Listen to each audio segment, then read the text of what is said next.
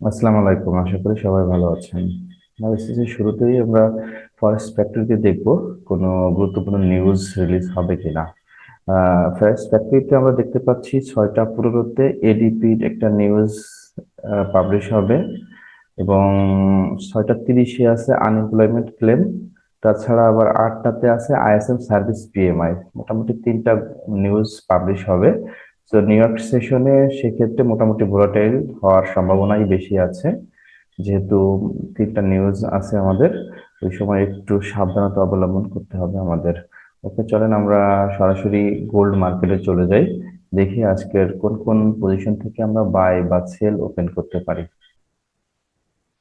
Gold মার্কেটের প্রথম overview যদি আমরা দেখি, গোল্ড কিন্তু কমপ্লিটলি একটা রেঞ্জিং এর মধ্যেই আছে। হ্যাঁ, সে একটা রেঞ্জ ফলো করছে, এই অবস্থার মধ্যে আছে। আমরা দেখতে পাচ্ছি যে আপে হচ্ছে আপনার 32 বা 31.42, আর আমরা নিচে দেখি হচ্ছে 2471। তো এই রেঞ্জের মধ্যেই কিন্তু গোল্ড বেশ কিছুদিন যাবত অবস্থান করছে। হ্যাঁ, তো এখানে গোল্ড অবস্থান করার পরেও আমরা কিন্তু ভালো ট্রেড ওপেন করতে পেরেছি, কারণ রেঞ্জটা একটা বড় রেঞ্জের মধ্যেও কিন্তু আছে।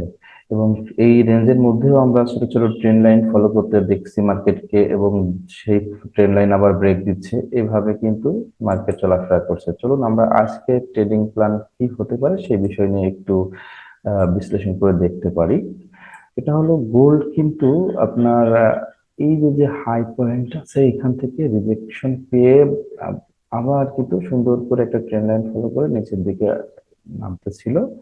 এবং গতকালকে সে লাস্ট আমাদের যে পয়েন্ট ছিল সেই পয়েন্ট চলে আসছে, এবং সেখান থেকে রিজেকশন দিয়ে কিন্তু আবার উপরে আছে। এবং এই যে ট্রেন লাইনটা আছে দেখতে পাচ্ছেন, এটা কিন্তু ব্রেক দিয়ে দিছে।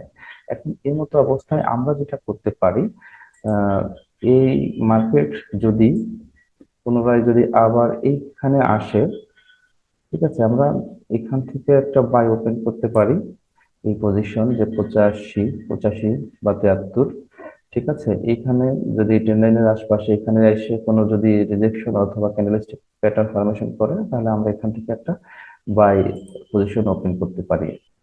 তাছাড়া মার্কেট যদি এই ট্রেন লাইনকে ব্রেক দিয়ে আবার আমরা সেই আগের পজিশনে পেয়ে যাই, তাহলে ফাইনালি আমরা এখান থেকে একটা বাই ওপেন করতে পারি। ওকে গাইস, আমরা এই যে আগের যে লেভেলটা আছে মোটামুটি 70 থেকে 80 এই জনের মধ্যেও যদি মার্কেটকে পেয়ে যায়, আমরা এখান থেকেও বাই ওপেন করতে পারি। তাছাড়া আর একটা লেভেল থেকে আমরা বাই ওপেন করতে পারি, সেটা হলো যদি মার্কেট এই জোনটাকে আমি আবার একটু উপরে দিই।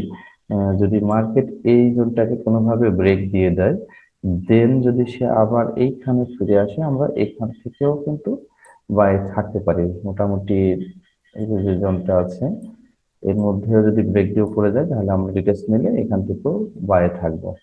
ওকে, আর হচ্ছে তাহলে আমরা এই জোনের মধ্যে পেলেও বাই থাকবো, আর যদি এই ট্রেন লাইনের আশপাশে কোনো জায়গায় এসে যদি সেই রিটেস্টমেন্ট নেয়, সেখান থেকে আমরা বায়ে থাকতে পারি। এছাড়া আমাদের সেলস এর ক্ষেত্রে আমরা যেটা করতে পারি সেটা হলো যদি এই জোনটাকে ব্রেক না দেয়, হ্যাঁ, মার্কেট যদি এই জোনটাকে ব্রেক না দেয়, তাহলে এখান থেকে আমরা যদি রিজেকশন পাই, এই যে এখান থেকে যদি রিজেকশন পেয়ে থাকি, আমরা এখান থেকে এই 7-এর উপরে এসএল দিয়ে এখান থেকে সেলে থাকতে পারি। ঠিক আছে, তো সিক্সের জন্য আমার আজকের পজিশনটা এই একটাই। যদি এখান থেকে আমরা কোনো রকমের রিজেকশন পেয়ে থাকি, তাহলে আমরা সেলসে থাকবো। আদারওয়াইজ এই জোন, এই জোন, হ্যাঁ, এই যে এখানে, এখান থেকে আমরা বাইরে থাকবো। আর এটা ব্রেক দিয়ে উপরে গেলে এখান থেকেও বাইরে থাকবো। আশা করি আপনারা বিষয়টা ক্লিয়ারলি বুঝতে পেরেছেন, এবং আপনাদের ট্রেডিং প্ল্যানের সাথে এটা মিলিয়ে ট্রেড করবেন। কারণ মার্কেটের পজিশন যে কোনো সময় যে কোনো মুহূর্তে কিন্তু চেঞ্জ হতে পারে। আর ভিডিওর ক্ষেত্রে যেহেতু একবার রেকর্ড করার পরে আর পুনরায় চেঞ্জ করা সম্ভব হয় না, সেই জন্য আমরা আমাদের টেলিগ্রাম চ্যানেল আছে, ওখানে কিন্তু আপডেট দিয়ে থাকি রেগুলার। ঠিক আছে, আমরা চ্যানেলের মধ্যে আমি যেটা করি সেটা হলো যে আপনাদের একটা সামগ্রিক একটা ধারণা দিয়ে থাকি, যা আপনাদের অ্যানালিসিসের সাথে মিলিয়ে আপনারা বাই সেল ওপেন করতে সহজ করবে। ওকে, ধন্যবাদ, ভালো থাকবেন।